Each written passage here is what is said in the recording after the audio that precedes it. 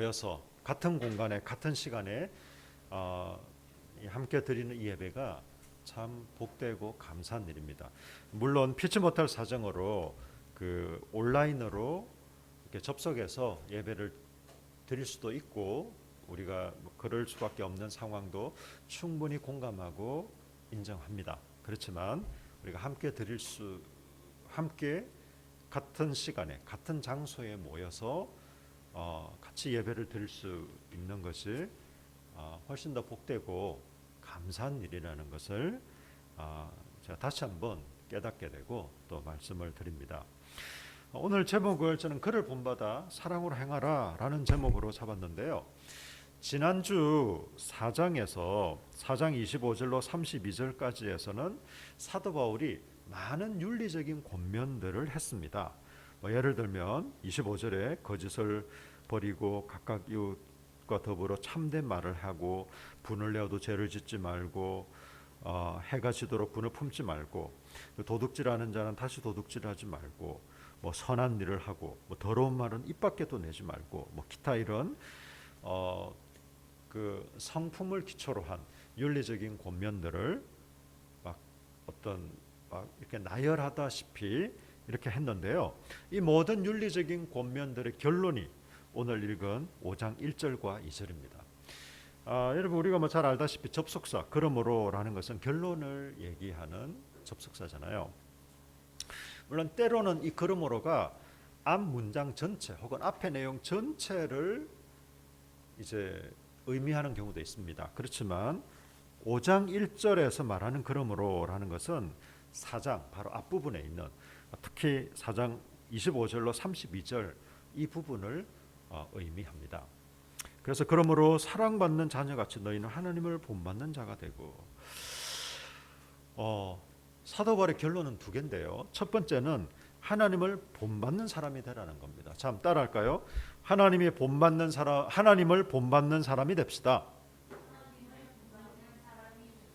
네, 하나님을 본받는 사람이 되어라라는 것이 사도 바울의 결론입니다. 그 말은 이 앞에 얘기했던 많은 윤리적인 권면들 이렇게 해라 저렇게 해라 사도 바울은 여기서 그냥 이렇게 했으면 좋겠다 이런 게 있다라는 정도가 아니라 이래라 저래라라고 명확하게 또 하라 하지 말라는 이런 그 단정적인 표현을 하면서 얘기를 하고 있습니다. 이 모든 것은 바로 이 하나님을 본받는 사람이 되는 것으로 압축되고 요약될 수 있습니다. 여러분 우리가 하나님을 본받는다는 게요. 우리가 그럼 신이 되라는 건가? 그런 말은 아닙니다. 저와 여러분은 우리 창조주 하나님에 의해 창조된 존재들입니다. 하나님은 무한하지만 우리는 유한합니다.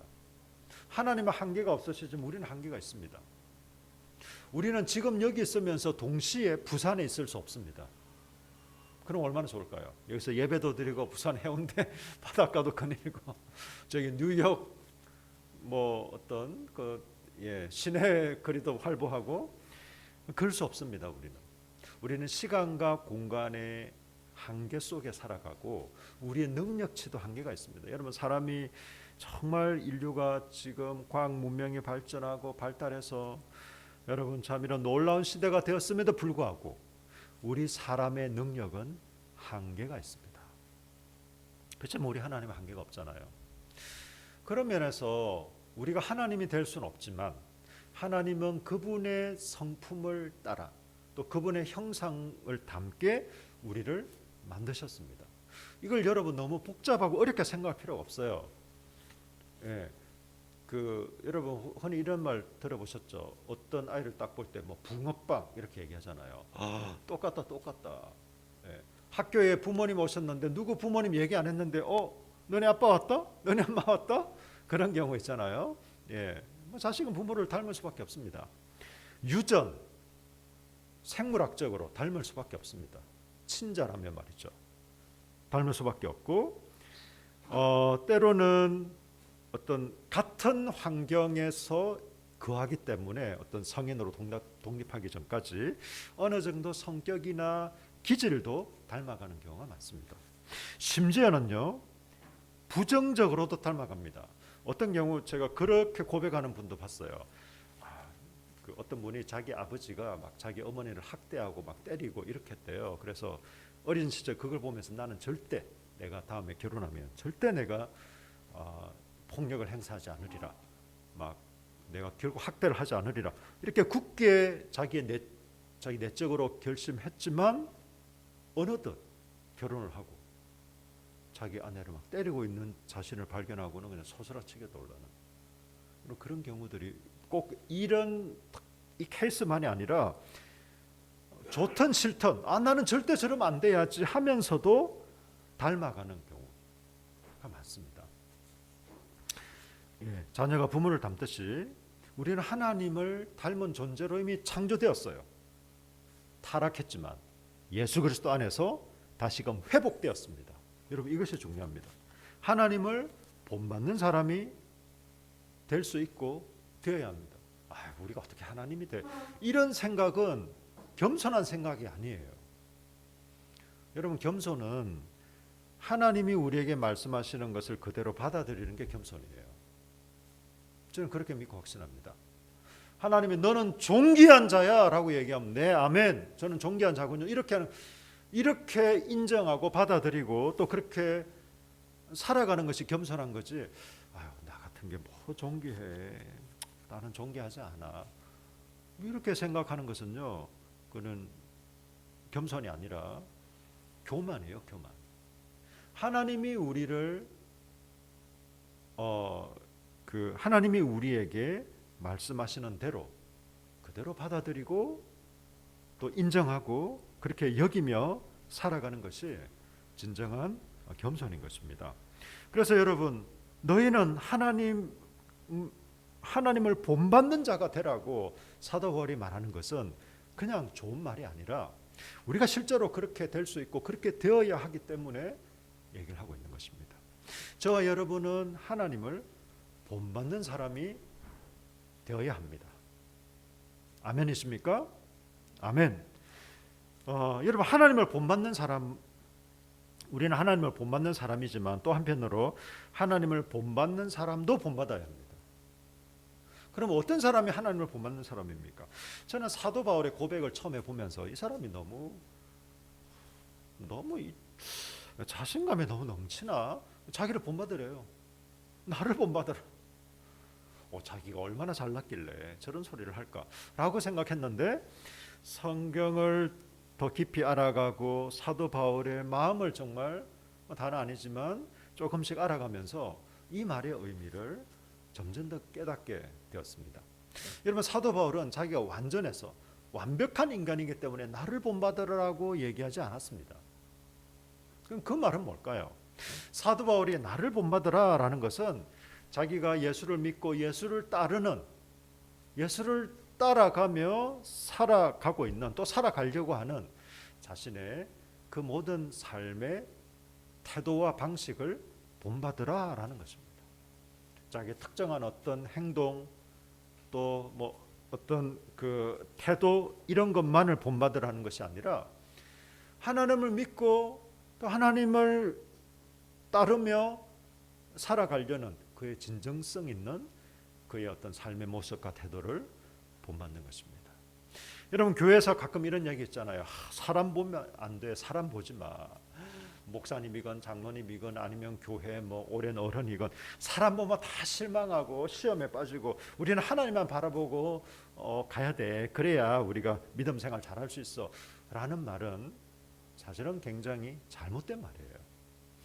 여러분 우리 사람이 다 완벽한 사람이 되어야 된다는 말은 아닙니다.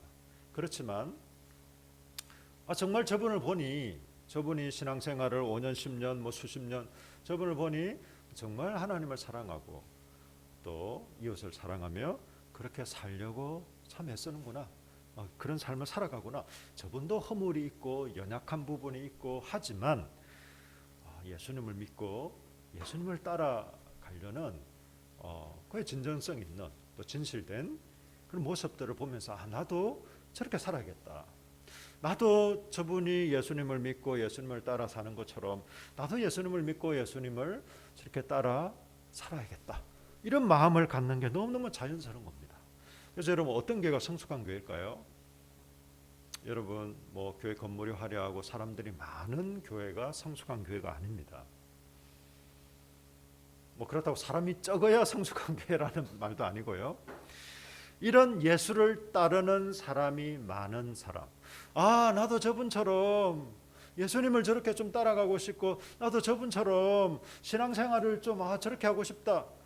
여러분 그런 교회가 그런 사람들이 많은 교회가 성숙한 교회입니다. 우리 다 부족하잖아요. 완벽하지 않습니다. 이런저런 허물도 있고 연약함도 있습니다.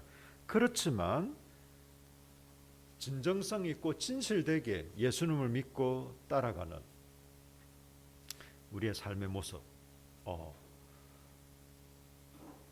그러면서 여러분 우리는 그렇게 얘기해야 돼요. 우리의 믿음의 후배들한테 나를 본받으라고. 감히 해야 됩니다, 여러분. 무조건은 하지 마시고 자신을 좀 살피면서 무조건은 하지 마시고 감히 해야 합니다. 자, 그럼 두 번째 이 말을 누구에게 하고 있는가를 보세요. 5장 1절에 그러므로 사랑을 받는 자녀같이. 뭐 정확한 표현은 사랑을 받은 받았고 사실 받고 있는 뭐 그 두 개는 다 포함되는 거죠. 이미 우리는 하나님의 사랑을 받았습니다. 그리고 여전히 그 사랑을 받고 있습니다. 이 사도 바울의 결론적인 권면은 바로 이 사람들에게 해당하는 것이에요. 사랑을 받는 자녀같이 너희는.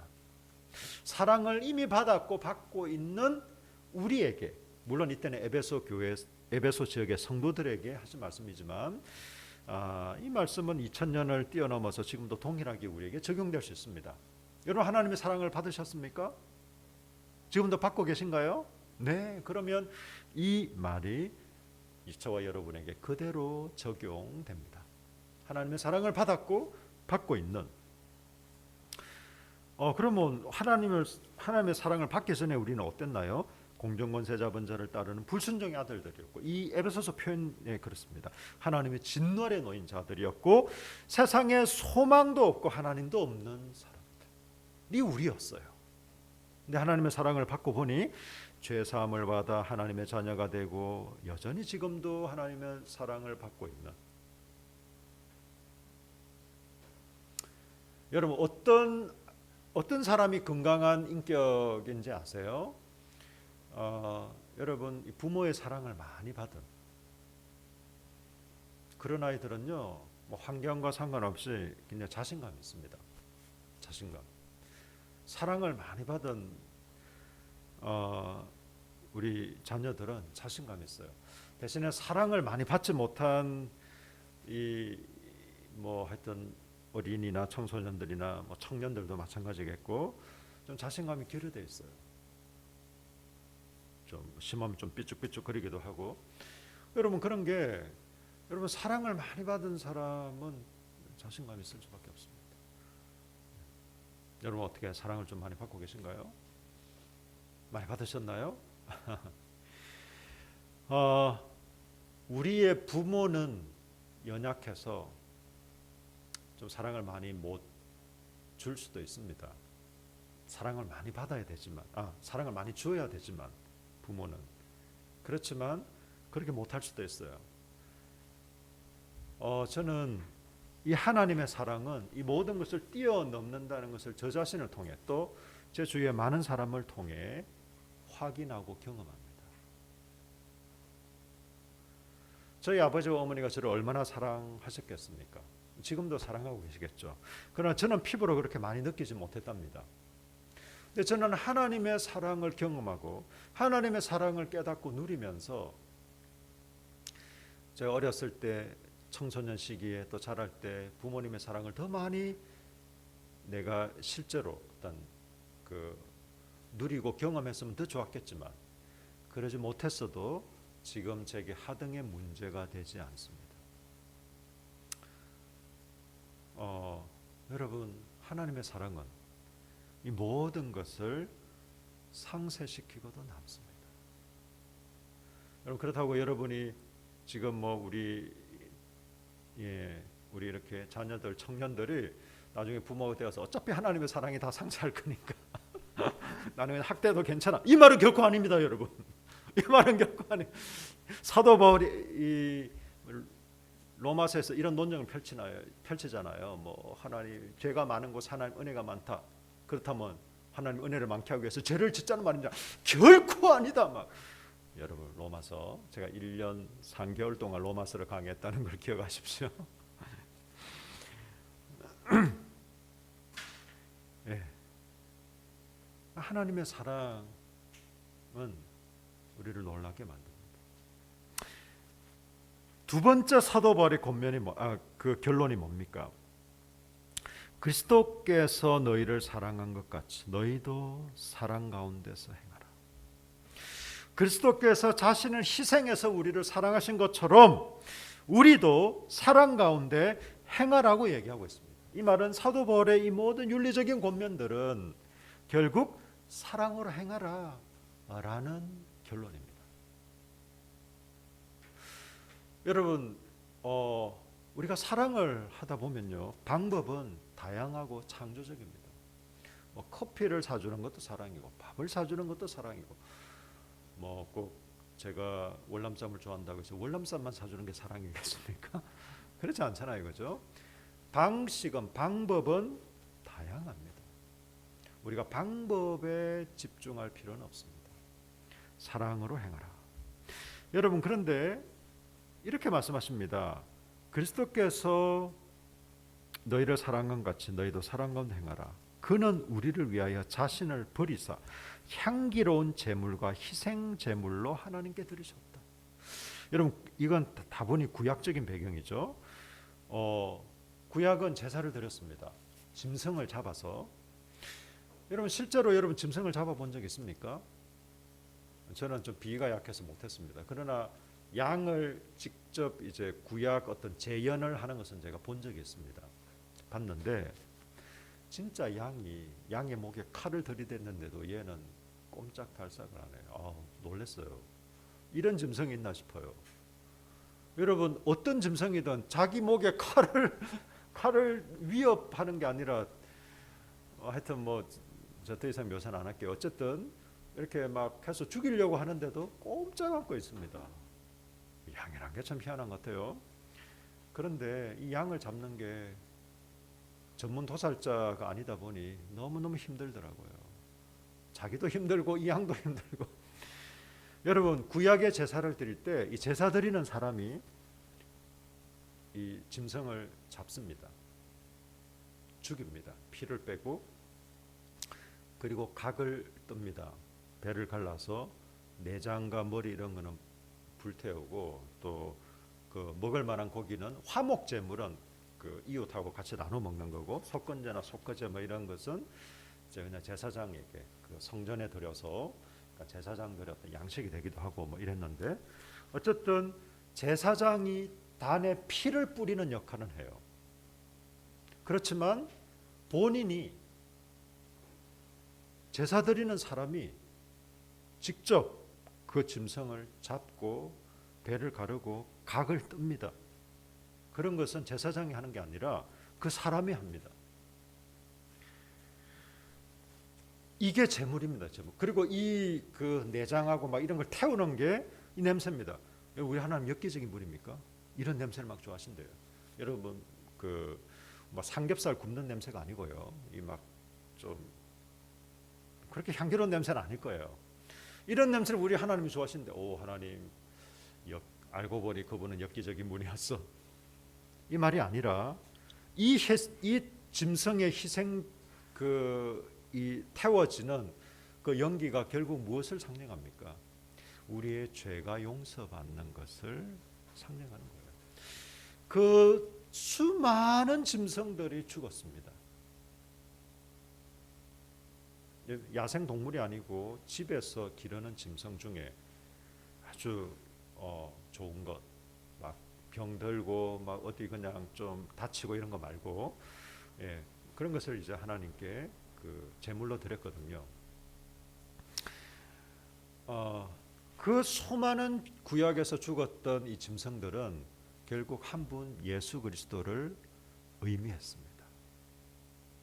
그분이 죽으시고 고난 받으시고 십자가에 죽으심으로 향기로운 제물이 되셨습니다.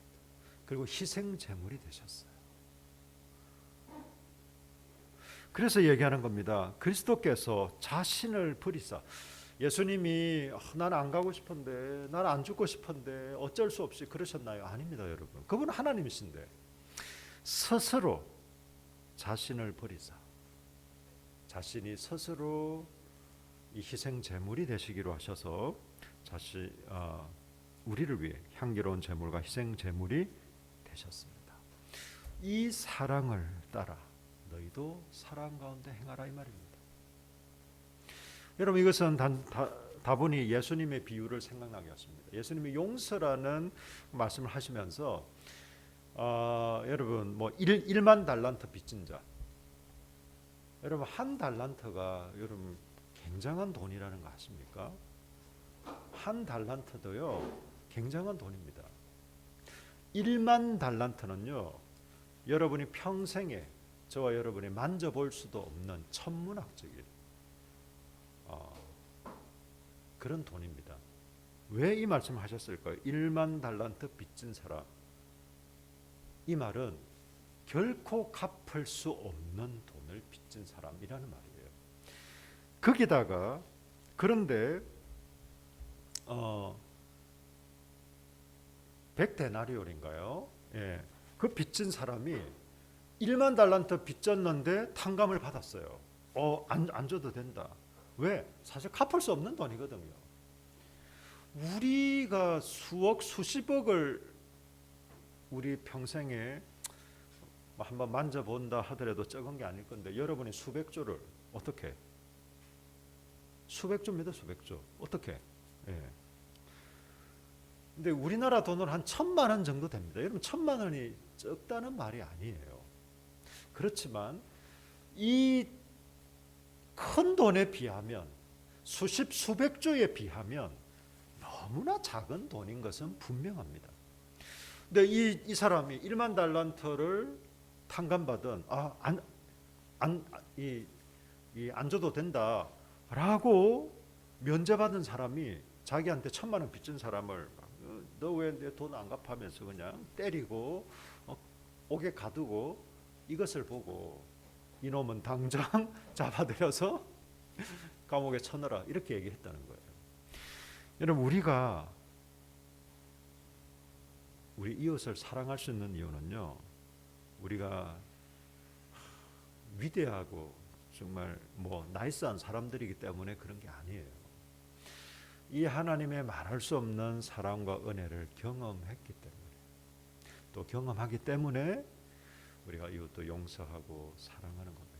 용서의 힘은 내가 마음이 넓은 사람이 되어서 가능한 게 아니라 하나님의 사랑을 얼마나 깨닫고 경험하고 누리느냐에 달려 있습니다. 여러분 하나님의 사랑을 여러분이 깨닫는 만큼 누리는 만큼 여러분 다른 사람을 용서할 수 있고 사랑할 수 있을 겁니다. 그건 분명합니다. 그래서 우리에게 말씀하고 있습니다. 너희는 사랑 가운데 행하라. 여러분 제가 뭐 기회 있을 때마다 말씀드리지만 여러분 사랑이 어떻게 달콤합니까? 낭만적인가요? 이 순간의 사랑이 잠시 그럴 수 있습니다. 예. 그러면 이 순간의 사랑은 잠시만 낭만적이고 달콤하고 그 이후부터는 지옥인가 그런 말은 아닙니다. 저 아내는 지금 25년째 살고 있지만 저희는 깊이 서로 사랑합니다. 처음 초창기 연애 때와 같은 그런 달콤하고 그런 낭만적인 건 아니지만 오히려 더 깊은 또 더 성숙한 사랑 맞지요? 확인을 해야 돼. 나중에 에이, 또 딴소리 할 수 있기 때문에. 여러분, 사랑은 치열하고요. 때로는 여러분의 그 일을 악물고 해야 됩니다. 사랑은 그런 거예요. 사랑은 생각만 해도 기분 좋고 달콤한 그런 게 아니라 사랑으로 행하라라는 것은 우리의 형제 자매를 때로는 받아들이기가 힘들고 때로는 내가 저런 사람도 사랑해야 되나 뭐 이런 생각이 들 수도 있어요. 생각만 해도 좀 불편할 수도 있습니다. 그렇지만 그럼에도 불구하고 이를 악물고 깨물고 사랑하기로 결정하고 내 감정이 지금 충분히 일어나지 않음에도 불구하고 사랑하기로 믿음으로 결정하고 순종함으로 사랑하는 것입니다. 그러다 보면 나중에 감정이 일어나기도 하고. 여러분, 우리는 감정이 중요하지만 감정대로 사는 존재가 아닙니다. 감정이 중요하다고 해서 감정대로 사는 사람, 뭐 믿음을 떠나서 뭐 성숙한 사람이 아니에요. 감각적으로 사는 사람은 더 그렇습니다. 감각적이란 게 이런 거예요. 여러분, 뱀은요, 파충류는 감각적으로 뱀의 머리를 한 대 딱 때려보세요. 그 본능적으로 그냥 팍 물려고 할 거예요. 그런 겁니다. 감각적이라는 게. 우리 사람들도 파충류적인 분들이 있어요. 뭐 한 대 때리면 감각적으로 내가 무슨 말하면 또 감각적으로 반응하는. 우리는 그렇게 반응하시면 안 돼요. 우리가 무슨 다른 사람이 말이나 행동을 했을지라도 스스로 해석을 해야 됩니다. 저 사람이 그냥 농담을 하는 말이구나. 저 사람은 지나가는 말이구나. 나한테 농담을 가장해서 나한테 뭔가 공격적인 말을 하구나 분별해서 또 그것을 또 건강하게 표출을 해요. 무조건 그냥 바보같이 어떤 말을 하고 어떤 행동을 하든 그냥 당하기만 해야 된다, 그 말이 아니에요. 지나가는 사람이 나를 잘 모르는 사람이 나를 때렸어요. 그럼 아이고 뭐 맞을 만하니 맞았지 이렇게 생각하시면 안 돼요. 정색을 하고 아니 왜 저를 때리시죠?